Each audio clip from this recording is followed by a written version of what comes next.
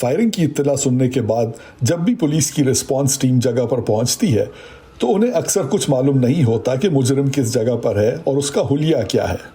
سینکڑوں طالب علموں، سہمے ہوئے بچوں اور اسکول کے عملے میں سے انہیں ایک ایسے انسان کی شناخت کرنی پڑتی ہے جس کو بہت کم لوگوں نے دیکھا ہو۔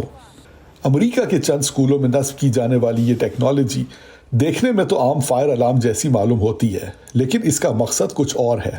اس الارم کے ایکٹیویٹ ہونے کے بعد پولیس کی ریسپانس ٹیم کے پاس پوری عمارت کا اندرونی نقشہ پہنچ جاتا ہے۔ کمانڈ اینڈ کنٹرول نامی سافٹ ویئر نہ صرف پولیس کو عمارت کا فلور پلان فراہم کرتا ہے بلکہ عمارت کے اندر نصب ہوئے تمام سیکیورٹی کیمروں کی فیڈ بھی انہیں براہ راست موصول ہونا شروع ہو جاتی ہے۔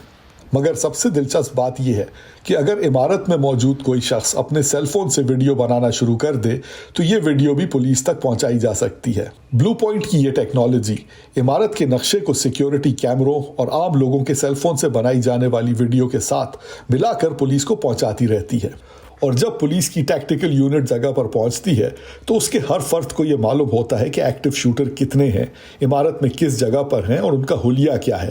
امریکہ کے چند اسکولوں میں یہ ٹیکنالوجی نصب ہونا شروع ہو چکی ہے، مگر اسکول کے بچوں اور اساتذہ کی یہی امید ہے کہ اس کے استعمال کرنے کی نوبت کبھی نہ آ سکے۔ Abdulaziz Khan, Voice of America, Washington.